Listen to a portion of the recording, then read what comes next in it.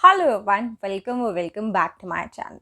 अगर आप मुझे फर्स्ट टाइम देख रहे हैं तो मैं हर ट्यूसडे, थर्सडे और सैटरडे इसी चैनल पे मदर सेंट्रिक कंटेंट और अपने एक्सपीरियंसेस शेयर करती हूँ। मेरी 2 साल की डॉटर है, यानी 2 साल की होने वाली है, और मैं जितनी चीज़ें उसके साथ सीखती जा रही हूँ इस चैनल पे आपके साथ शेयर करती हूँ। So make sure you subscribe the channel and press the bell icon.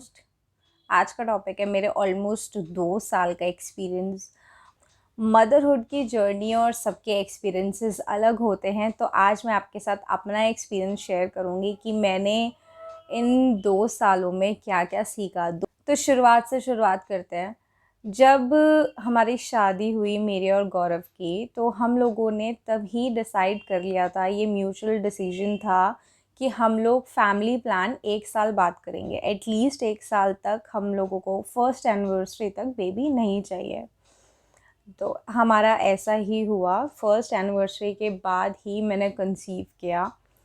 तो जब मैंने कंसीव किया, मैं कहीं ना कहीं ये सोचती थी कि मैं मेंटली प्रिपेयर हूँ कि हाँ, मुझे दवाइयाँ लेनी पड़ेंगी, इंजेक्शन्स होंगे, बहुत सारे चेकअप्स होंगे, बहुत पेन होगा, बहुत डर लगेगा, एंजाइटी होगी, जो कि हुई भी। टाइम के साथ साथ मैंने अपने हर एक्सपीरियंस शेयर करा है आपके साथ इस चैनल पे।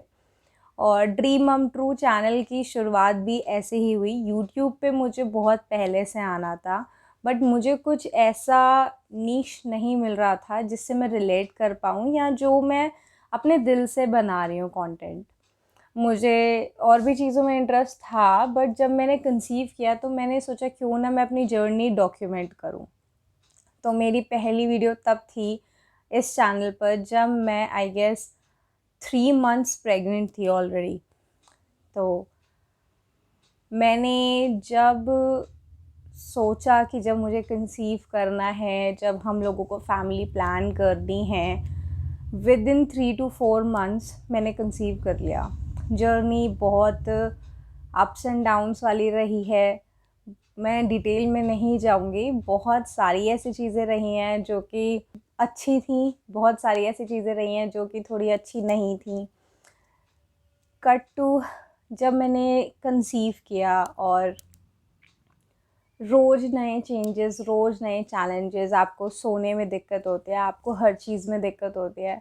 मैं आपको सीरियसली बताऊं, बहुत लेडीज़ ऐसी होती हैं, बहुत मदर्स ऐसी होते हैं जो कि बहुत ही स्टार्टिंग से अपने बेबी के साथ बात करना शुरू कर देती हैं, या फ़ील करना शुरू कर देती हैं। पहले 3-4 महीने मेरे बिल्कुल नॉर्मल गए। मैंने वो नहीं करा कि मैं पेट पे टच करके बात कर रही हूँ या कनेक्शन बना रही हूँ, बल्कि मुझे ये चीज़ के ना बहुत अजीब लगता था कि मुझसे ये चीज़ क्यों नहीं हो रही। कहीं पे भी देखो, कोई भी वीडियो देखो, कुछ भी देखो, सब यही बात बोलते थे कि हम फ़ील कर पा रहे हैं या कुछ फ़ील हो रहा है। मुझे कुछ फ़ील नहीं हो रहा था। मुझे इस बात की गिल्ट हो रही थी, सबसे पहली गिल्ट। मतलब ये मैं अपना खुद का एक्सपीरियंस बता रही हूँ आपको। मुझे लगता था यार, मैं मतलब अभी तक वो फीलिंग वो नहीं फ़ील कर पा रही। मेरे अंदर वो माँ वाली फीलिंग नहीं आई। फर्स्ट टाइम वो तब आई जब हृदांशी ने किक करा, यानी जब मूवमेंट्स मुझे फ़ील हुई। 5th मंथ के अंदर मूवमेंट फ़ील होनी शुरू हो जाती हैं। मुझे 5th मंथ के बीच में हो गई थी। उस टाइम पे मैं वीडियोस बनाती थी मैं देखती थी, और मैं झुक झुक के देखती थी। अगर मैं लेट रही हूँ, मेरे को फ़ील हो रहा है, तो मुझे वो चीज़ देखनी होती थी, क्योंकि आपको बहुत ज़्यादा एक्साइटमेंट होती है। तब मुझे पहली बार एहसास हुआ कि हाँ, मेरे अंदर कोई है। एक एक ऐसी फीलिंग जो कि एक्सप्रेस कोई भी मदर नहीं कर सकती। वो खुशी अलग ही लेवल की होती है। हृदांशी जैसे ही किक मारती थी, तो मेरे आसपास जो भी होता था मैं बोलती थी अरे किक मारी, मूव हुई, मूवमेंट हुई। मैं पेट पे हाथ रख के फ़ील कराती थी सबको। तो मुझे वो चीज़ बहुत बहुत सुंदर लगती थी सच में। जितनी रांची बड़ी होती गई, यानी जब 6-7 मंथ्स होते गए, 8 मंथ्स होते गए, जब आपका बेबी फुल ग्रोन हो जाता है तो उसकी मूवमेंट्स कम हो जाती है, बिकॉज पेट का साइज़ उतना ही रहता है, बच्चा बड़ा होता जाता है, तो मूवमेंट्स कम हो जाती हैं। तो मुझे ना इस चीज़ का वो रहता था कि मैं हृदांशी को फ़ील नहीं कर पा रही, यानी अपने बेबी को मैं फ़ील नहीं कर पा रही।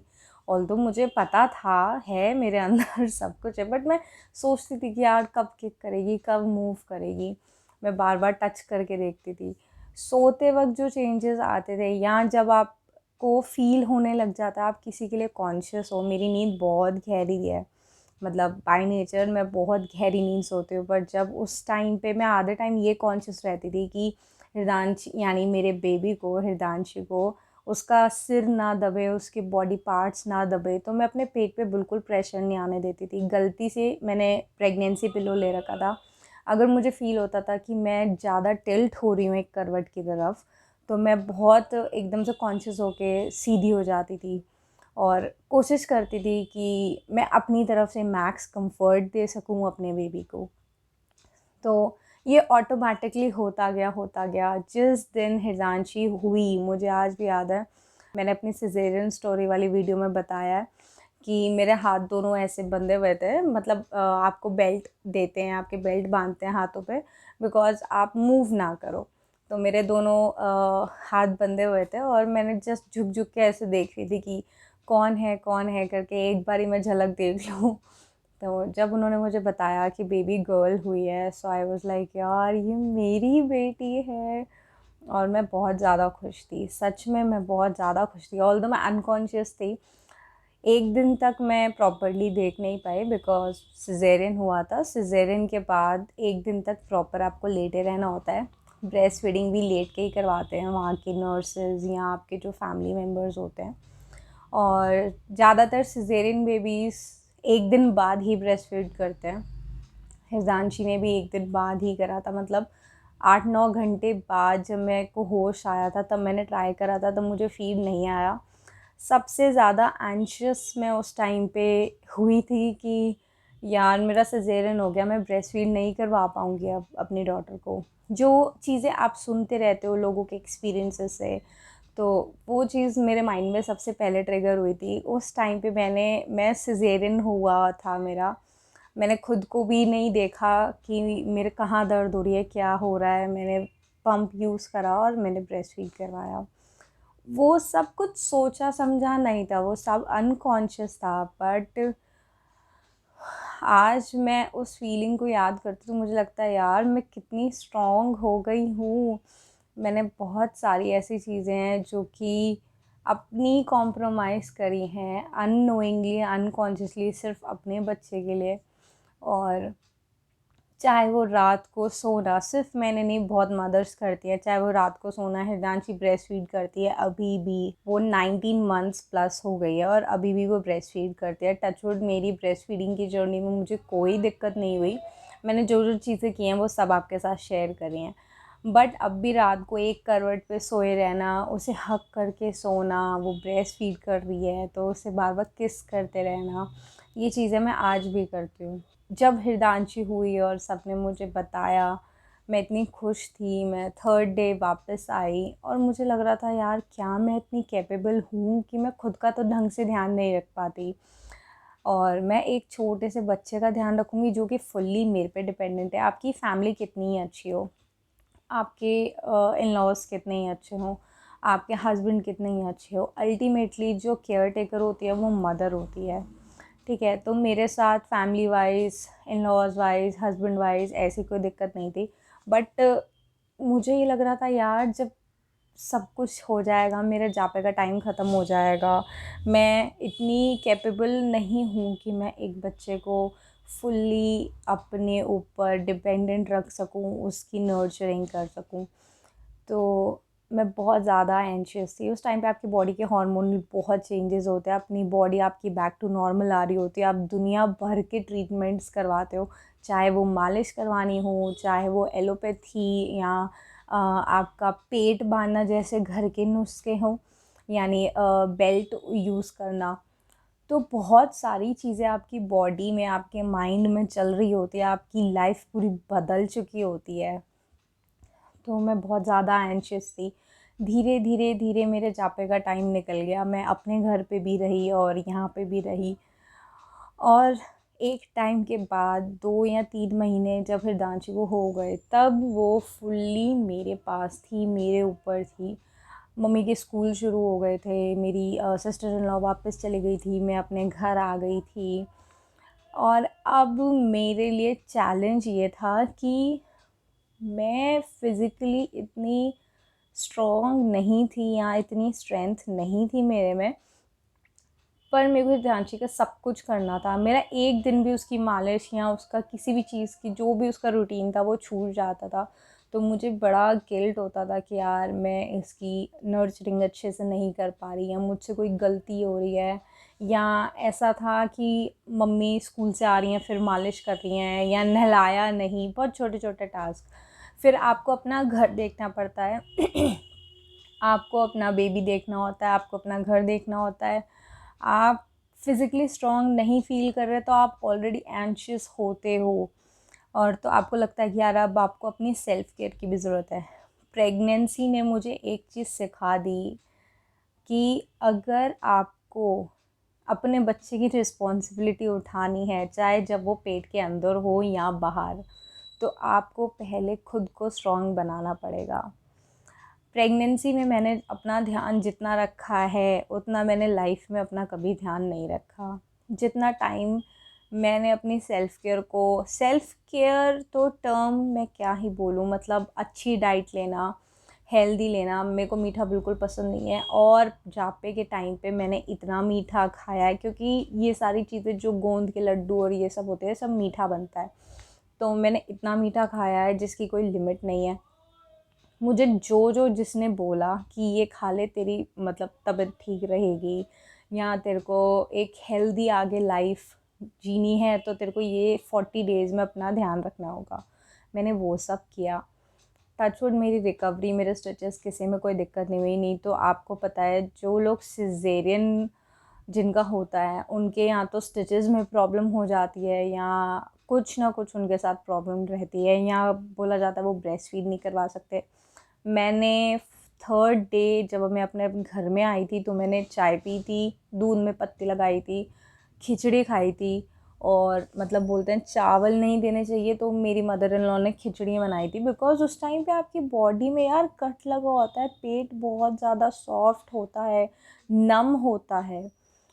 तो मतलब मेरी ये सारी जर्नी आपके साथ ऑलरेडी मैं शेयर कर चुकी हूँ, आप वीडियोस देख लेना। बट मेरा पॉइंट ये है कि अगर आप खुद का ध्यान नहीं रखोगे ना इन 40 डेज़ में, या 40 डेज़ के बाद, या प्रेगनेंसी में, तो एक पॉइंट के बाद आपकी बॉडी में इतनी स्ट्रेंथ नहीं रहेगी कि आप उस छोटे से बच्चे को गोद में उठा के घूम लो। मैंने बहुत ध्यान रखा, मैंने सब कुछ करा, उसके बाद भी मेरा ये हालत थी कि थर्ड या फोर्थ मंथ अगर मेरे को कोई ये कह देता था कि हिरदांशी को गोद में उठा के एक फ्लोर से दूसरा फ्लोर चढ़ ले, तो मतलब मेरा रोना छूट जाता था सच में। और मुझे लग रहा था कि यार इतना सब कुछ करने के बाद मेरा ये हाल है, तो अगर मैंने ना करा होता तो शायद मैं बेड पकड़ चुकी होती। तो मेरे को उस मोमेंट रियलाइज़ हुआ कि शायद जो भी मैंने करा है वो कम है, और मेरे को physically as well as mentally अपने आप को स्टेबल करना पड़ेगा। पोस्टपार्टम डिप्रेशन क्या होता है, क्या नहीं होता, उसकी मेरे पास कोई प्रॉपर डेफिनेशन नहीं है, बट मुझे ये पता है कि मेंटली आप बहुत अनस्टेबल हो जाते हो। मुझे अब तक 1 महीने पहले तक काफ़ी सीवियर लेवल पे एंजाइटी, डिप्रेशन रहा है।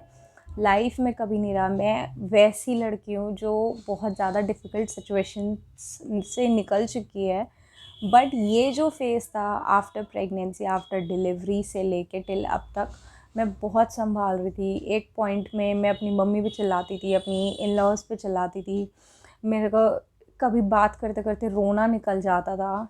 ये भी मेरी एक स्टोरी है जो मैं शेयर कर चुकी हूँ, बट मेरे को ऐसा लगता था कि मैं डिज़र्व नहीं करती मदर होना, और मैं खुद का ध्यान नहीं रख पा रही, मैं हिरदांशी का ध्यान नहीं रख पा रही, तो मुझे बहुत डर लगने लग गया था इन चीज़ों से। बट मैंने धीरे धीरे कुछ कुछ ऐसी चीज़ें की हैं जिनसे मैं बाहर आई हूँ, हिरदांशी के लिए, अपने लिए, गौरव के लिए। तो जब हिरदांशी हुई थी तो मुझे 3-4 महीने अपने लाइफ़स्टाइल के साथ, अपनी नींद के साथ, अपने हर चीज़ में हिरदांशी की एक जगह बनाने में टाइम लगा, जो कि सब मदर्स को लगता है। लाइफ़ सबकी चेंज होती है, फ़ादर की भी लाइफ़ चेंज होती है, गौरव की लाइफ़ भी बहुत चेंज हुई है। मतलब हमारी ज़िंदगी में खुशी आई और सब कुछ आया, बट हमारा प्राइवेट टाइम और हमारे क्वालिटी टाइम, हमारा एक दूसरे के साथ टाइम स्पेंड करना, और हमारे पहले की लाइफ में और बाद की लाइफ में, यानी हिरदांशी से पहले और हिरदांशी की बाद की लाइफ में बहुत बहुत फ़र्क पड़ा है। इस चीज़ को आप म्यूचुअल अंडरस्टैंडिंग से या डिस्कशन करके सॉर्ट आउट करोगे कि आपकी प्रायोरिटीज़ चेंज होंगी।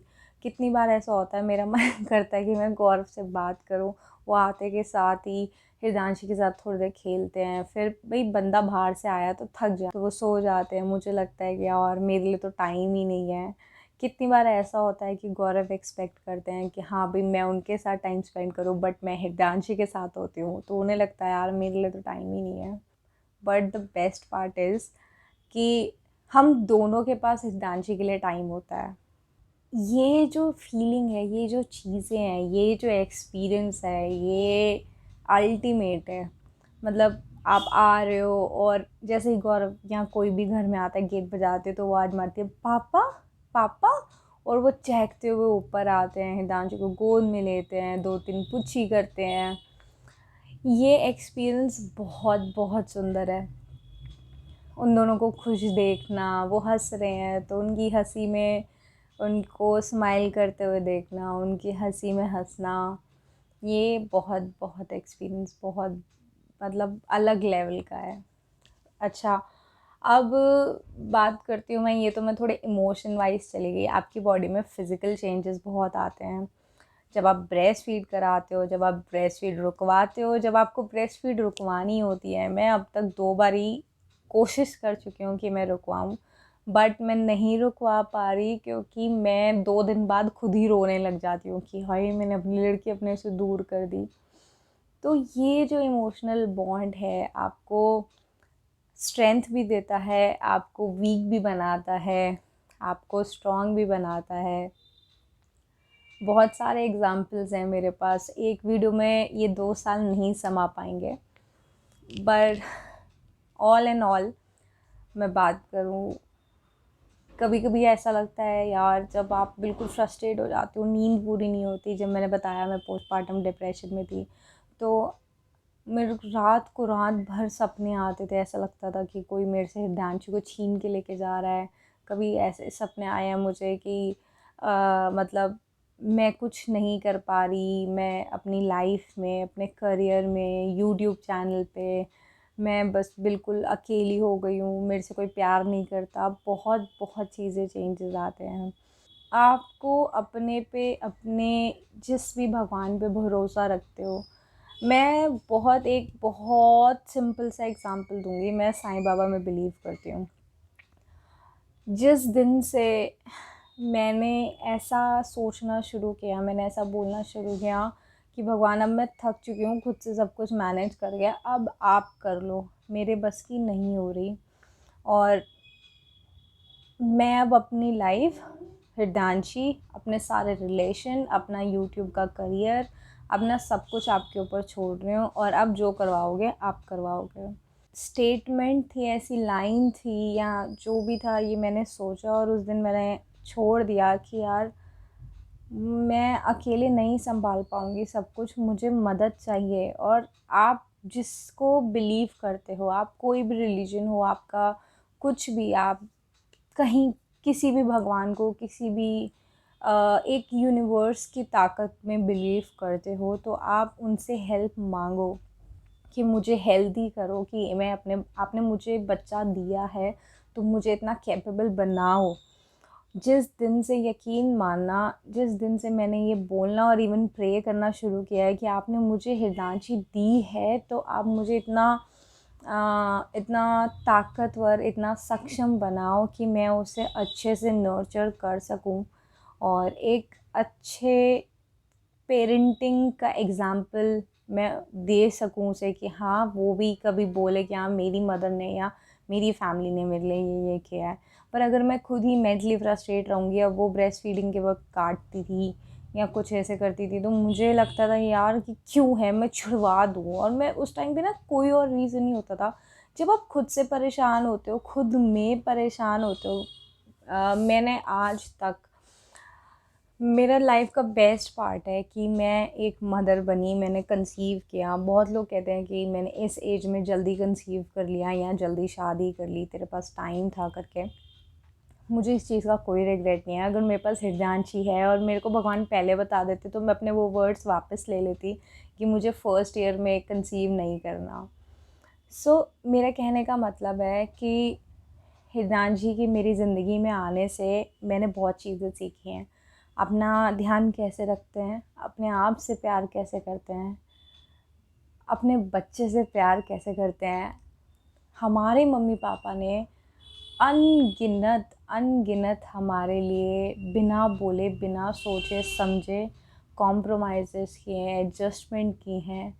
और जब आप खुद कर रहे होते हो ना, तो आपको अपने पेरेंट्स की वैल्यू ऑटोमेटिकली बढ़ जाती है। बहुत सारी ऐसी चीज़ें हैं जो बीइंग अ टीनेज कभी हमारे मम्मी पापा समझाते थे। तो एक पर्टिकुलर मिडिल क्लास लाइन होती है कि जब तू माँ बनेगी ना तुझे समझ आएगा। कितनी बार ऐसा हुआ है, मैंने मम्मी को फ़ोन करके बोला है, मैंने कहा मम्मी समझ आ रहा है मुझे, और वो वहाँ पे हंस रही होती हैं। मतलब अलग एक्सपीरियंस होता है, रोज़ अलग एक्सपीरियंस होता है जिसकी कोई हद नहीं है। तो मैंने हृदयांशी की वजह से बहुत बहुत सारी चीज़ें सीखी। पेशेंस सीखी। मैं बिल्कुल पेशेंट नहीं हूँ। मैं बहुत ही ज़्यादा जल्दी गुस्सा आ जाता, मुझे इरिटेशन हो जाती है। अब वो काट रही है और मैं दांत बीच रही हूँ पर मैं उसे कुछ कर नहीं सकती।